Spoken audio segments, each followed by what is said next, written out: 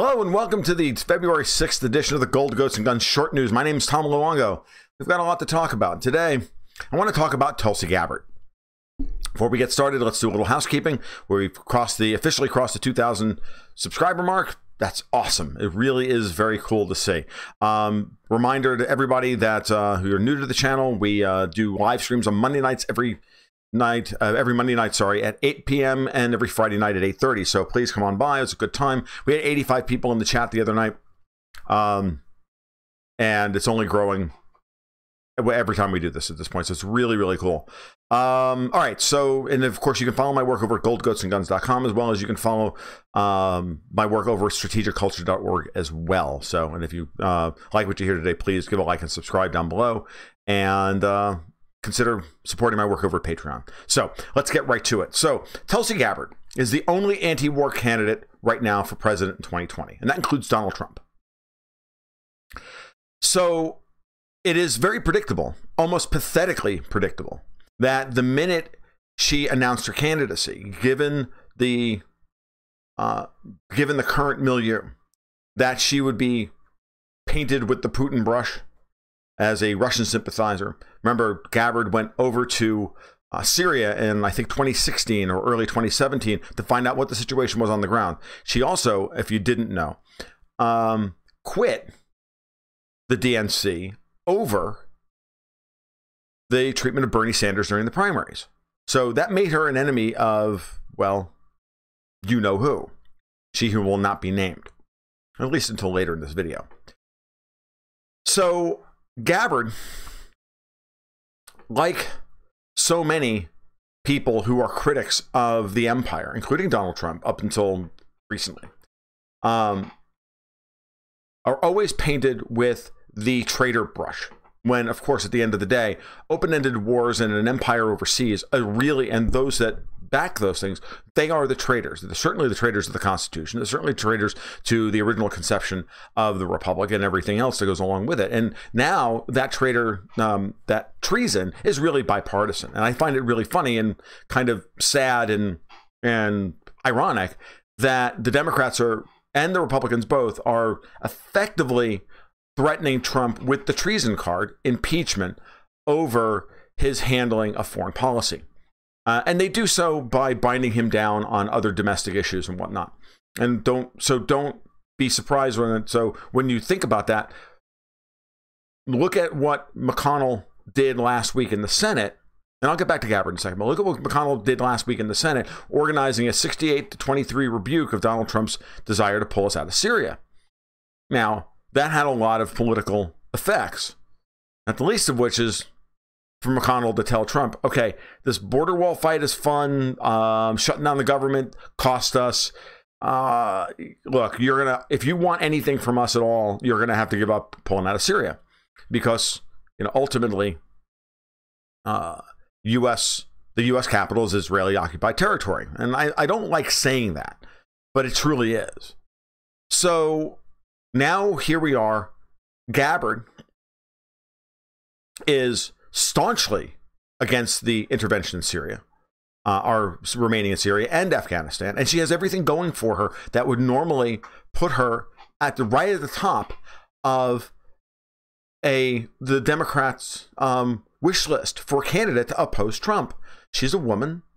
She's a woman of effectively minority. She's a non-white woman. She's young. She's attractive. She's a veteran, and she's pretty standard leftist on all core democratic issues, LGBT rights and anti-gun and all these other things. None of those things are to her credit, mind you. But the kicker is she's also anti-empire. And in that respect, she is very much a kind of principled throwback to the principled Democrats of the 1980s. And a friend of mine and I, whenever we discuss this, we always bring up Daniel Patrick Moynihan from New York, because he's one of those guys.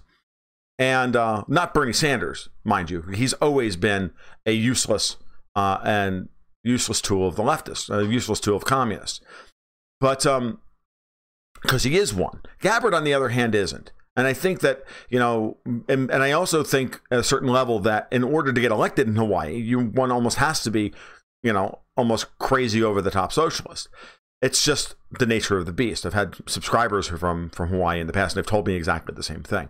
So that's just the nature of Hawaiian politics at this point. So Gabbard represents a tremendous opportunity for the Democrats to go after Trump on breaking a major campaign promise like pulling out of Syria. But the Democrats don't want to pull out of Syria because war is bipartisan, because the treason is bipartisan. And so look at how lame the two major attacks on Gabbard are. The first one was this kind of weak Russia angle. It was obviously a trumped up, all puns intended, a guilt by association with a Russian troll farm.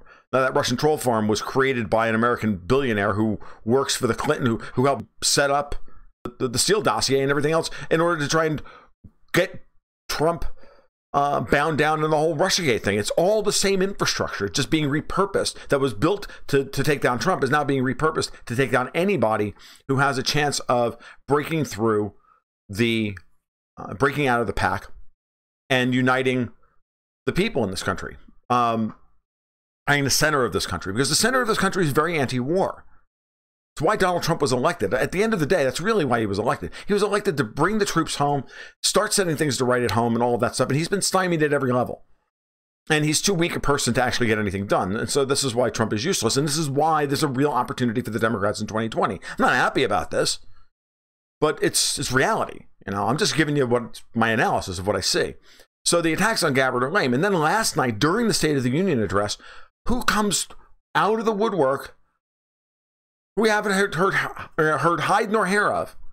And notice we haven't heard really hide nor hair of the quote-unquote Nazi alt-right in this country for months. Not until they're activated for political purposes.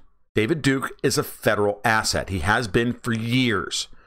My friends Halsey English and Dustin Gold have done extensive work on this over on their YouTube channel. You can go look up their work.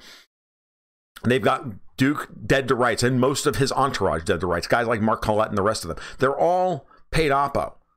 They're all paid opposition. Richard Spencer, convinced that guy's CIA. Convinced of it. It only makes sense. And Duke only comes out to endorse the candidates the deep state and the power establishment in the United States doesn't want to gain any traction. That's what David Duke's job is. Okay? It is. It's who he is. And so he comes out during the State of the Union address to go after Gabbard. The same time, then, but there's a bigger pattern here than just Gabbard. And that's the really important part.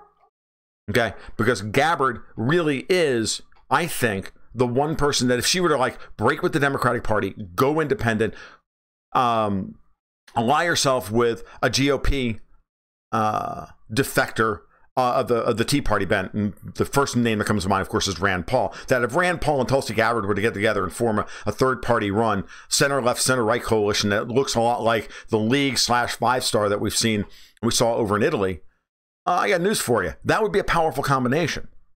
It'd be a very powerful combination. And maybe 2020 is too early for that, but certainly not 2024. So keep watching for that, because it looks to me like 2020 is going to be an election cycle where neither major party is going to accept the results, as Martin Armstrong has been saying for months, accept the results of the election, no matter who wins. The Democrats won't accept it. The Republicans won't accept it. No one's going to accept it. The MAGA crowd won't accept it. The Democrat wins. The Democrats won't accept if Trump wins re-election. We just know this. So there's a real opportunity now for some kind of another insurrection. You know, Trump ran an insurrection within the Republican Party in 2016, kind of a third-party insurrection. It's a possibility, and I think the Democrats are worried about a possible third-party insurrection within their own party, because their candidate field is as wide as it is also incredibly weak. So when you look around and you realize that the candidates that the Democrats are putting up, Elizabeth Warren, Kamala Harris, Spartacus Booker, the rest of them, they're all jokes. And look at what's going on. Every one of them in the last 2 or 3 weeks has been attacked mercilessly on core, quote unquote, democratic values, core social justice warrior values. And because of that, to me, that screams Hillary Clinton. It screams that the Clintons are sowing dissent and eating themselves. And I've said this before, and eating themselves in order to set the field against each other, create a circular firing squad, have them all wipe themselves out so that Hillary can ride in on her white horse or colostomy bag and save the day, and then go up against the orange Obama, and everything will be. And that's what, and she'll still get to fulfill her lifelong dream of being the first female president. Because at this point, that's all this is about. Because it's not like there's any option here of Donald Trump putting her in jail. Please, it's time to put away childish things. Robert Mueller is not going to issue his report in the next month. He's been saying that for the last 6 months. This is going to go on until the election. It's not going to stop, and Trump is powerless to do anything about it, and he's unwilling to do anything about it.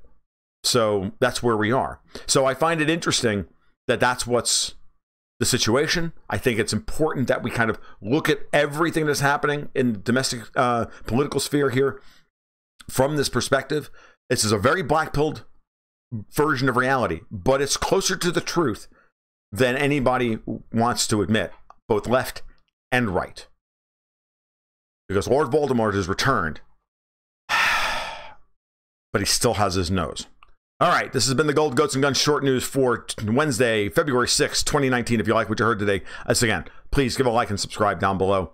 I would really appreciate it. Again, join me on Friday night at 8:30 for the live stream. We go for about an hour. I usually have about 20 minutes worth of prepared remarks, and then we open it up after that for open Q&A. So if you want to be a part of that, let's do it and talk. And subjects range far and wide. All right, you guys take care. You have a great afternoon. Watch out for the Clinton. She's around. Keep your stick on the ice.